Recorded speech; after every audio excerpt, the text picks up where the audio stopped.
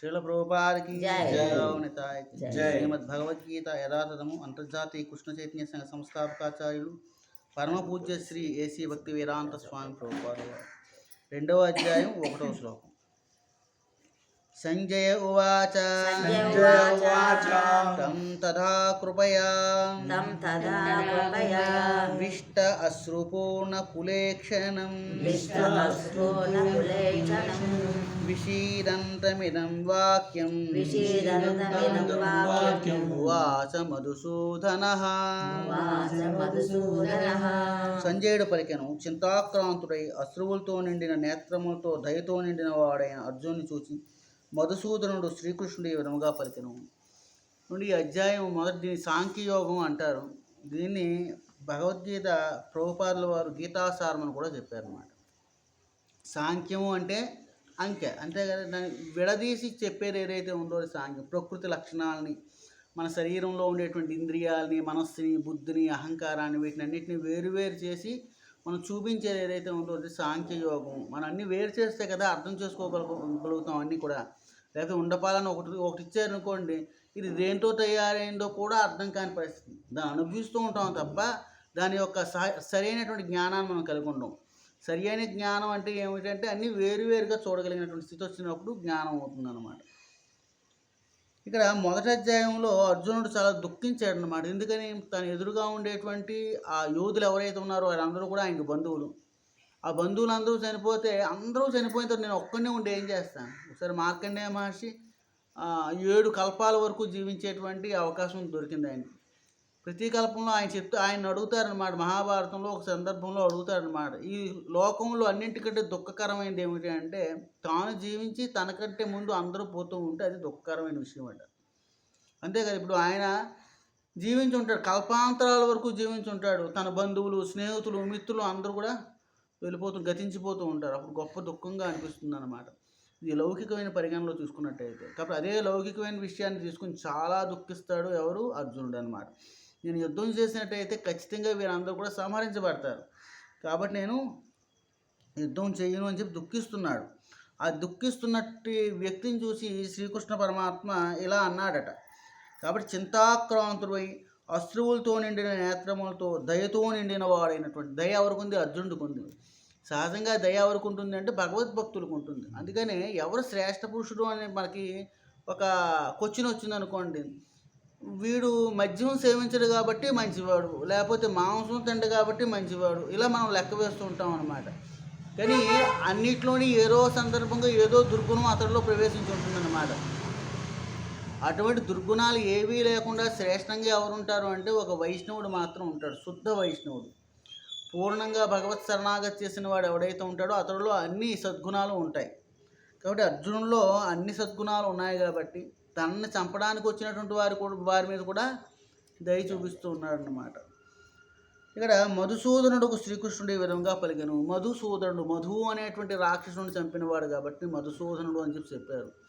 మనకు ఉండేటువంటి పెద్ద వైకల్యం ఏమిటి అంటే ఈ భౌతిక జగత్తులో ఏది శ్రేష్టమైందో, ఏది మనకి అవరోధం కలిగించేదో మనకు తెలియదు. కాబట్టి మన హృదయం ఎప్పుడూ కూడా ఒక రకమైనటువంటి లోన్లీనెస్, తక్కువ స్థాయి స్వభావానికి కలిగి ఉంటూ ఉంటుందన్నమాట. భగవత్ శరణాగతులైన వ్యక్తికి అందుకనే భగవంతుడిని మధుసూదనుడు, లేకపోతే ఒక రాక్షసుని చంపిన వాడితో చెప్తుంటారు, మన కంసారి, ఇటువంటి వాటి పేరుతో చెప్తూ ఉంటారు. ఎందుకు? ఆ రాక్షసులు ఎవరు? మన హృదయంలో ఉండేటువంటి దుర్గుణాలు అన్నమాట. ఆ దుర్గుణాలని చంపాలి అంటే భగవత్కృప ఉండాలి.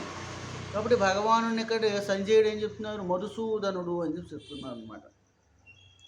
ఈ చింత, అశ్రువులు లౌకిక స్థితిలో వస్తాయి, ఆధ్యాత్మిక స్థితిలో చింత ఉండదు.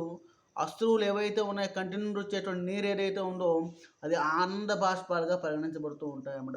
లేకపోతే వియోగం వలన, భగవానుని యందు కలిగేటువంటి వియోగం వలన కూడా ఆ కంటి నీరు వస్తూ ఉంటుంది. కానీ లౌకికమైనటువంటి కంటినీరు అక్కడ ఆధ్యాత్మిక స్థితిలో ఉండేటువంటి కంటినీరు సమానం కాదు. అర్థమైందండి?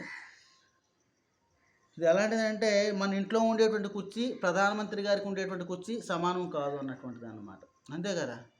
మన ఇంట్లోని మనం ఏదో కూర్చోడానికి, ప్రధానమంత్రి మొత్తం భారతదేశాన్ని అంతటినీ ఆడడం కోసం వచ్చేటువంటి కుర్చీ లాంటిది అనమాట. అలాగా మనకు ఉండేటువంటి కంటినీరు ఏదైతే ఉందో అది చాలా తక్కువ స్వభావంతో కలిగింది. కానీ భగవద్భక్తి వలన వచ్చేటువంటి కంటినీరు ఏదైతే ఉందో చాలా శ్రేష్టమైనది అయి ఉంటుంది. భౌతిక దయా శోకము అశ్రువులు అనేవి అజ్ఞాన విషయములలో అజ్ఞానము చిహ్నములు. భౌతికంగా ఒకరిపై దయ చూపించడం కానీ, భౌతికంగా మనకు శోకించడం అంటే ఏమిటి? నా దగ్గర వస్తువులు పోయి, నా వ్యక్తులు పోయారు, ఎటువంటివి ఏవైతే ఉన్నాయో ఇవన్నీ కూడా లౌకికమైనటువంటి పరిగణలో తీసుకున్నాం అన్నమాట. లౌకిక జ్ఞానం చాలా నిమ్నమైంది, చాలా తక్కువ స్థాయి కలిగింది. అవతల వాడి మీద దయ కలిగితే మనం ఆ రోజు అన్నం పెడతాం, లేకపోతే ఆ రోజు వస్త్రాలు ఇస్తాం. ఆ రోజు తిన్నటువంటి అన్నం సాయంత్రానికి అయిపోతుంది, ఇంకో 2-3 గంటల్లో అరిగిపోతుంది, మళ్ళీ తర్వాత అతనికి ఆకలిస్తూ ఉంటుంది అన్నమాట. మరి దయ ఎలా ఉండాలి? ఆధ్యాత్మిక స్పృహతో ఉండాలి. ఆధ్యాత్మిక స్పృహతో ఉండేటువంటి దయ అతన్ని లౌకికమైన దుఃఖాలకు అతీతంగా ఆధ్యాత్మిక పదంలో నిలబడుతుంది అన్నమాట. కాబట్టి ఆచార్యులందరూ కూడా ఆధ్యాత్మిక దయ కలిగి ఉంటారు. వారిని ఎప్పుడు కూడా గొప్ప గొప్ప ఆచార్యులందరూ కూడా అతన్ని ఏదో విధంగా లౌకిక స్థాయి నుండి ఆధ్యాత్మిక స్థాయి పరిగణలోకి నిలపడం కోసం ప్రయత్నం చేస్తూ ఉంటారు. కాబట్టి అటువంటి స్థితి వ్యక్తుల్లో ఉండాలి తప్ప లౌకికమైన దయ, ఈ అశ్రువులు అనేటువంటివి ఆధ్యాత్మిక జ్ఞానం విషయంలో కిందకి స్థాయిలో ఉన్నవి. శాశ్వతమైన ఆత్మ పట్ల చూపబడే దయ నిజమున ఒక ఆత్మానుభూతి అనబడును. ఈ శ్లోకంలో మధుసూదన అనే పదము ఎంతో ముఖ్యమైనది. శ్రీకృష్ణ భగవానుడు మధువును రాక్షసుని సంహరించను. అప్పుడు కర్తవ్య నిర్వహణలో తనను ఆవరించిన భ్రాంతి అనే రాక్షసుని శ్రీకృష్ణుడు వధింపవలనని అర్జునుడు కోరుచుండెను. అంటే మధుసూదనుడు అనేటువంటి పేరు అంటే మనం పెద్ద అవరోధం ఏమిటి అంటే, మనకి అవరోధం మనం ఏదైనా లౌకిక కార్యం చేద్దాం అనుకున్నప్పుడు అవరోధం ఏమీ ఉండదు.